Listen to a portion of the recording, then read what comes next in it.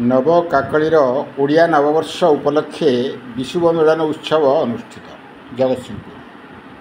Jagatsinghpur block अंतर्गत सिद्धल जगन्नाथ मंदिर परिसर में नवकाकली सारस्वत मंचर ओडिया नववर्ष उपलक्षे विशुभ मिलन उत्सव राज्यस्तरीय कवि सम्मेलनी सारस्वत सभा नवकाकली साहित्य सांस्कृतिक आध्यात्मिक पत्रिकार प्रतिष्ठाता संपादक डॉक्टर सुरेंद्रनाथ त्रिपाठी पौरोहित्य अनुष्ठित साहित्य सभार मुख्य अतिथि भाव वरिष्ठ साहित्यिक तथा ओडिशा सरकार साधारण उद्योग विभाग स्वतंत्र शासन सचिव श्रीजुक्त निरंजन दास, विशिष्ट जगन्नाथ संस्कृति गवेषक तथा नाइजर कुल सचिव डॉक्टर अभय कुमार नायक, मुख्य वक्ता ओडिशा अर्थ सेवा वरिष्ठ अधिकारी डॉक्टर संग्राम केशरी सामंतराय, वरेण्य अतिथि उत्कल साहित्य समाजर उपसभापति श्री जीवनानंद अधिकारी, महंत त्रिलोचन दास गोस्वामी, गीतिकवि उमाकांत नायक, झंकड़ रत्न गोलक बिहारी पलाई,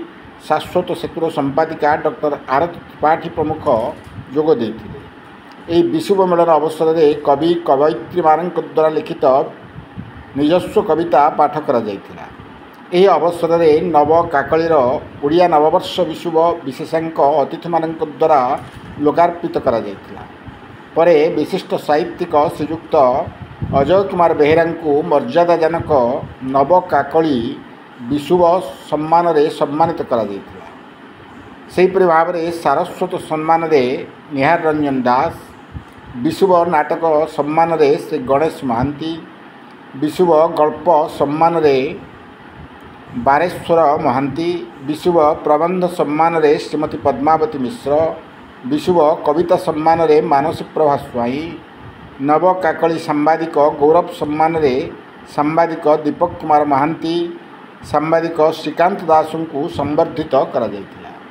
जगतसिंहपुर नरेश गोछायतन रिपोर्ट क्रांतिधारा प्लस।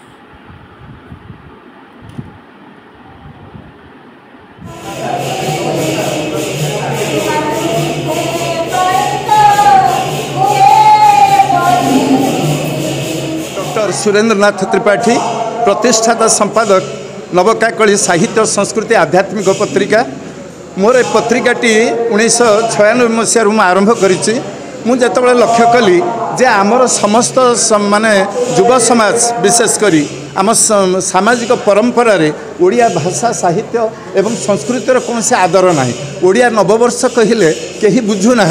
तेणु से दिन ठार मु शपथ कली जे ओडिया नववर्ष पालन करने मोर पत्रिकार मु विशुभ मिलनर कार्यक्रम रखिली। वार्षिक उत्सव होगा सांगे सांगे आम विशुभ मिलन रखिलु। विशुभ मिलनर उद्देश्य होची ओडिया नववर्ष को केमती आम सुदूर प्रसारी करवा। आज आपण मान टीवी चैनल हो बा प्रिंटिंग मीडिया हो बा आपनकर पत्र पत्रिका हो कौन खबर कागज हो से आज यही 8 वर्ष 7 वर्ष धरिकी से ओडिया नववर्ष बोली स्वीकार कर लिखुंट किंतु बर्तमान सुधा सबू पांजी रे आर प्रचलन है। तेणु मु 47 वर्ष धरी 1000 चिठी लेखे प्रति वर्ष इंग्राजी नववर्ष संगे आमर कौन संपर्क ना। ओडिया नववर्ष किभली भाव समस्ते जानवे से सारा ओडिशा बाहर थिबा ओडिया मानकु आमे उज्जीवित करने यही नववर्षर आयोजन करिछु। तेणु आज ओडिया नववर्ष आमे सिद्धल जगन्नाथ मंदिर परिसर रे आमर यही ओडिया नववर्ष परिप्रेक्षी रे कवि सम्मेलन आयोजन करिछु।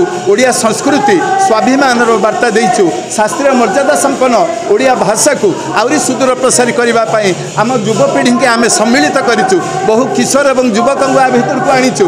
तेणु से उत्तर पुरुष माने ओडिया नववर्ष को जानतु चिन्हतु आम अस्मिता को भूली न जातु। यही हूँ आमर उद्देश्य। जय जगन्नाथ, जय ओडिया भाषा, जय विशुभ संक्रांति। मु डॉक्टर संग्राम केशरी सामंतराय ओडिशा अर्थ सेवार वरिष्ठ अधिकारी। आज नवकाकली विशुभ मिलन जो कार्यक्रमटी करुछि महा आडंबर पालन करूँ। ओडिया मानकर आज गोटे गर्वर दिन ओडिया नववर्ष अर्थात आम ओडिया बोली गर्व करुचे। आम जगन्नाथ संस्कृतिर लोक जगन्नाथ परंपरा रे ओडिया नववर्ष को पालन करुचे।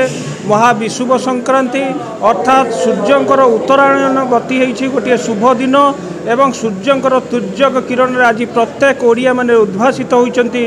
से ज्योति आम संस्कृति आज गरिमामय होइछि एवं आम अनुभव करुचे आम ओडिया भाषा साहित्य कला संस्कृति आज समग्र विश्व रे प्रचार प्रसार करुचे एवं आमे आजिर दिन में आज आम संकल्प नौछे आम जीवनर शेष पर्यंत ओडिया बोली गर्व करवा ओडिया नववर्ष पालन करवा वर्षर प्रथम दिन यह आमर यही दिन आमर समस्त शुभ कार्य करा जाय थाए एवं तारि भितर यही जगन्नाथ मंदिर सिद्धल जगन्नाथ मंदिर रे यही बड़ी विश्व मिलन कार्यक्रम करा जायछि एवं यार उपदेष्टा जी अच्छा मार्गदर्शक अच्छा सुरेंद्रनाथ त्रिपाठी नवकाकलीर जी संपादक प्रतिष्ठाता संपादक एवं सभापति मनोरमा दास को मध्यम कृतज्ञता ज्ञापन करुछि एवं विशिष्ट व्यक्ति माने मध्य योगदान करिसेंती बहु कवि लेखक सारस्वत स्रष्टा माने योगदान करिसेंती आमे ओडिशार एवं ओडिया जातिर ओडिया नववर्ष को पालन करुछे एही बड़ी परंपरा रे पालन करुछे गोटे आनंदर दिन